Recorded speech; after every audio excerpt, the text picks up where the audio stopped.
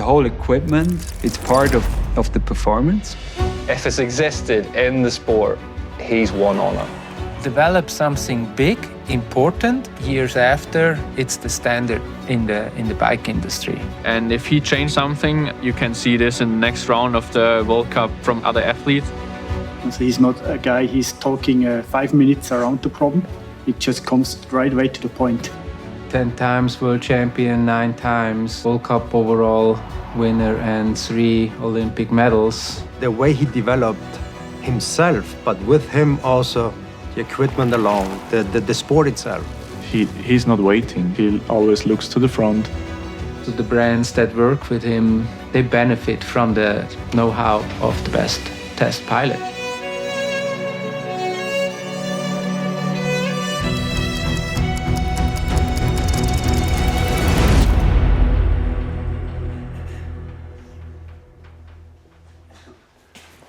What a museum. Nice to see them all together here. The whole legacy.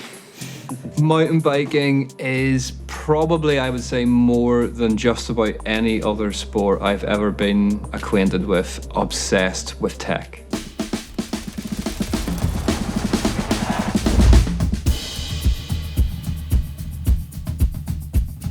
The whole equipment, I quite enjoy. It's like, it is almost a bit of Formula One. This is one of the best looking ones. This is a really nice looking bike. Quite a nice position on that bike. This one is also a special one. And when he shows up with something new or with something nobody has seen so far, everybody knows that there must be something. It's pretty cool that Yannick actually made sure that we have all those bikes. So much great memories, but it's also really cool to see the whole development of the equipment. That's a big part of our sport as well. And you can see like we had some pretty big changes through the years. That's from Beijing, 2008.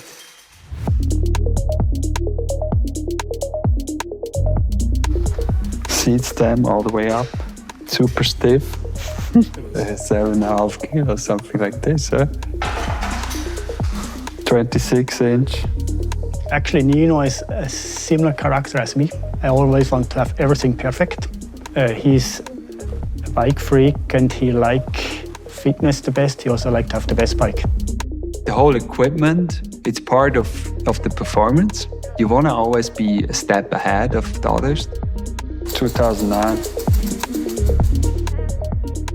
Now with the newer shifting, the XX. Here I won my first Elite World Champion title with that bike. You have to know, Nino is not just a sponsored athlete. We have this very connected and passionate group of developers, engineers, PMs, and Nino is just, or he became part of that group. Here we moved to 27-inch. Oh, but it's light. I think it's lighter, yes. And the new shifting 1by from SRAM. Oh, yeah? There were only a few guys who raced in London. Nino Schurter's relationship with Yanni is key to a lot of those products being as good as they are, because there is nothing on that bike that's not working at 100%. We are a team. We don't want to wait until something new shows up and test it. We want to be part of the testing already. For sure, we did some risky tasks on the races with ETAP, with transmission, with flight attendant. Quite like this project here. Ooh, yeah, first electronic shifting. Tell me specifically about Hauptstadt 2018. Yeah. The first time wireless shifting. Involved in the development, and the first one then also to use that in a World Cup race. His mechanic checks the bike like 2 minutes before he has to go into start line. Everything's working fine, and then gun goes off and shifting 0 doesn't work. It's almost unbelievable that happened. I was like, is someone playing any tricks on me here or manipulate like the signal? Then a lot of guys or people were also kind of pointing the finger, that's what you get, trying stuff that doesn't work yet. But then afterwards we found out there was some moisture in the shifter because it was still prototype, sealings haven't been perfect there yet. He said, I'm going to stick to the electronic shifting, which showed a lot of confidence from him into the product. But I was really pumped for the cross-country race now. We went through some mechanical problems in Friday's race. Started from third row. Look at Shirt, the number 2 plate on the right there coming through. I think after just 500 meters, I was already at the front and I was like, feeling it. Wow. Well, we know he's got a bit between his teeth for this one this afternoon. For SRAM, it was kind of like the tipping point where things could have gone really bad, you know? Man, look at him go. Pushing it again, really hard, Dampier. Shirt then going to turn right and go up the last climb now. So don't worry, everyone. Normal service is resumed. Nino Shirt, the Olympic champion, comes up to take his 3rd win in a row here. We proved that it was working. We come with something new and we wanna launch it properly. Now we go to full suspension. World Cup tracks, they have evolved. In the earlier days, you could do everything on a hardtail. The tracks got harder and harder, and the implementation of a full suspension, I don't even remember what year it was. This was just a logical step, and Nino was basically a pioneer in that, and this was a huge step for the company. Of course, the V1 was a kind of first bike. There was the focus weight to make the lightest full suspension in the market. But then we figured out, okay, the rider don't like this and this. We have to change this and to have more aggressive position, a little more travel as the V1. This to me is quite a special one. It's still quite light. Yeah, no dropper post, no pedals, mud tires. And I think I was almost the only one on those. I think every lap I took out 20 seconds in the downhill. When you're coming into the team and you are in contact with engineers at Scott, at SRAM, at RockShox, it's something you can just dream as a kid. That's my favorite one. I love the color. V3, we went even a step further. And you always have to think, I have to live in the future. What's today is good is tomorrow bad. So now we go to next Olympics. The 4th Olympic bike. 4th Olympic bike and to first new Spark. The model I'm actually using now.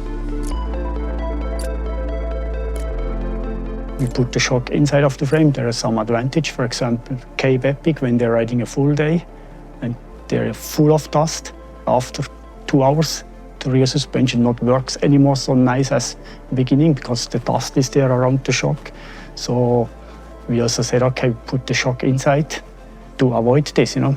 It's all these kind of little details. You raced on this one in Lenzerheide and then this But the flight attendant is missing here. Yeah, you know why? We use it still.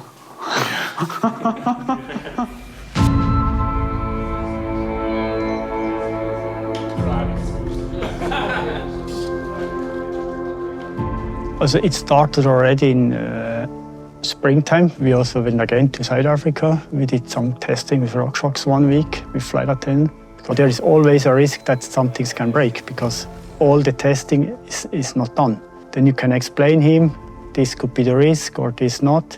But he is always full in because he wants to have the new part. He sees totally the advantage, all this. And that's why it was never a question. When I told him, try this on race, he took it. Coming with new equipment, be part of the development of new bikes, of new parts. It's something that's also really exciting. Flight attendant suspension.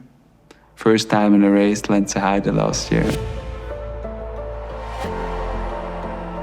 I love to race back home, love to race in Lenzerheide. If you race on something where you really won with your bike, with your product, this is something incredible. I think having a bike underneath you that you're not thinking about frees up that mind space to an extent.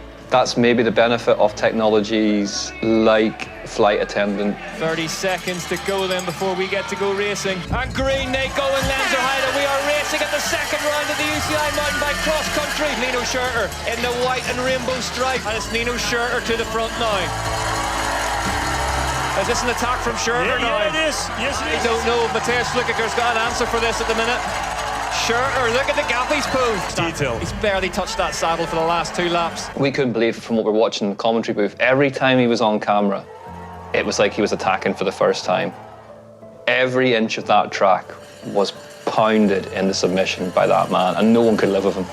He heads up the hill onto the final lap then, Nino Schurter. The mental aspect, he was sure he has again advantage compared to everyone else, and this was really visible. Nino Schurter doesn't just write his name into the history books. Nino Schurter owns the history books.